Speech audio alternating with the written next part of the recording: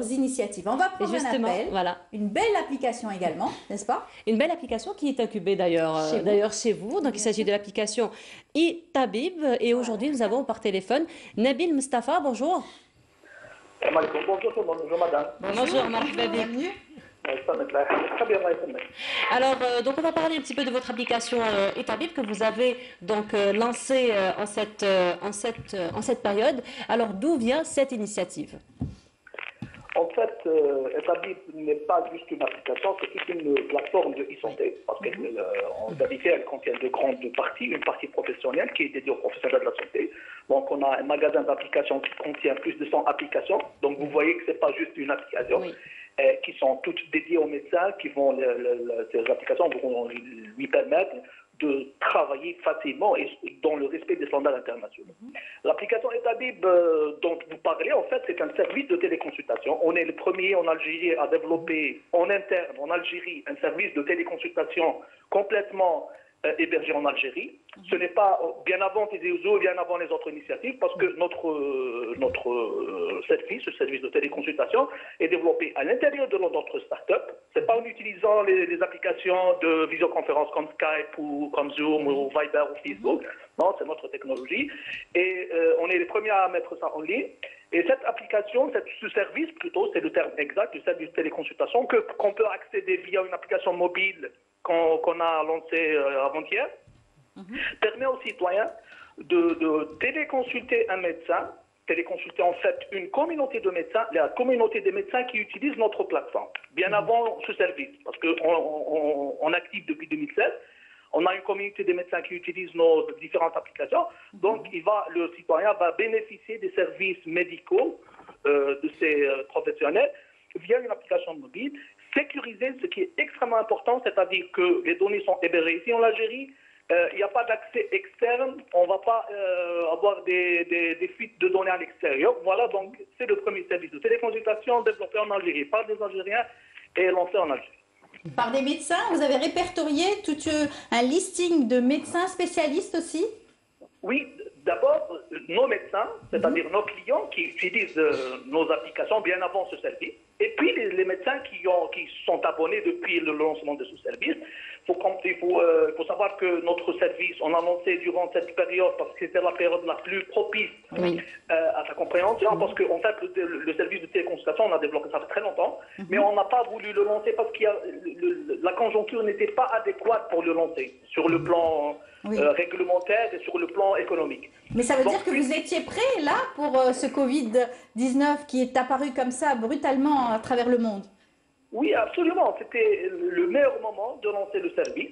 C'était le meilleur moment de le lancer pour qu'il puisse être compris par la population et surtout par les pouvoirs publics.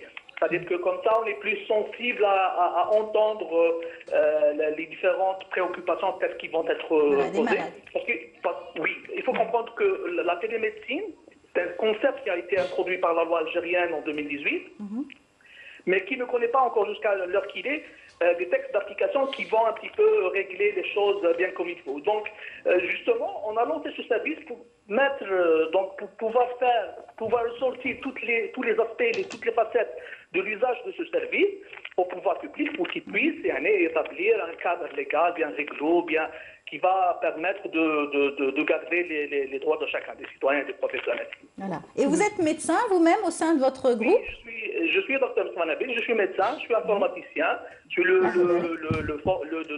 fondateur de la start-up Ibn Hamza, qui emploie plus de 8 personnes. On exerce depuis 2017, de la fin 2016. On est connu sur le plan professionnel parce qu'on est une start-up spécialisée e-santé, donc spécialisée pour le domaine, c'est-à-dire le secteur de la santé. Et on vient d'être connu au grand public avec le service de téléconsultation, le premier, je rappelle, en Algérie. Alors justement, vous êtes en interaction avec toute cette population. Alors, est-ce qu'il y a quand même un engouement important de la part de la population, particulièrement en cette période? On a enregistré durant cette semaine, la dernière semaine, plus de 1000 consultations. 1000 consultations par jour? 1000 téléconsultations, non, par jour, pendant la période d'une semaine. Ah, pendant la période, d'accord. D'une semaine, sachant que encore le service enregistre un engouement croissant de jour en jour. On est en train de faire un travail de communication sur les réseaux sociaux et via les mass médias comme la télé. Ça fait partie de cette interview fait partie de cet effort. C'est-à-dire qu'on veut essayer de démocratiser cette plateforme pour qu'elle puisse atteindre tous les citoyens algériens, surtout au niveau du Sud, surtout dans les zones reculées, dans les zones où il y a une très faible couverture sanitaire. Ça va permettre d'un côté de faciliter la vie du citoyen.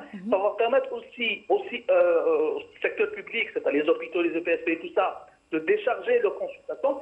Et ça va permettre aux médecins qui sont dans le secteur libéral d'améliorer leur prise en charge des patients, de décharger leur carnet de rendez-vous et de donner un soin de meilleure qualité. Voilà. Merci. En attendant d'avoir les ordonnances comme ça qui puissent être prescrites. Pourquoi pas? En fait, pour les ordonnances, techniquement, la possibilité existe dans notre plateforme. Mais le problème, ce n'est pas un problème technique, c'est un problème réglementaire. Parce que pour qu'une ordonnance soit autorisée et soit reconnue en tant que telle, par exemple chez un pharmacien, il faut qu'elle soit signée numériquement. Et elle doit être signée numériquement et reconnue par exemple, la Caisse nationale des assurances.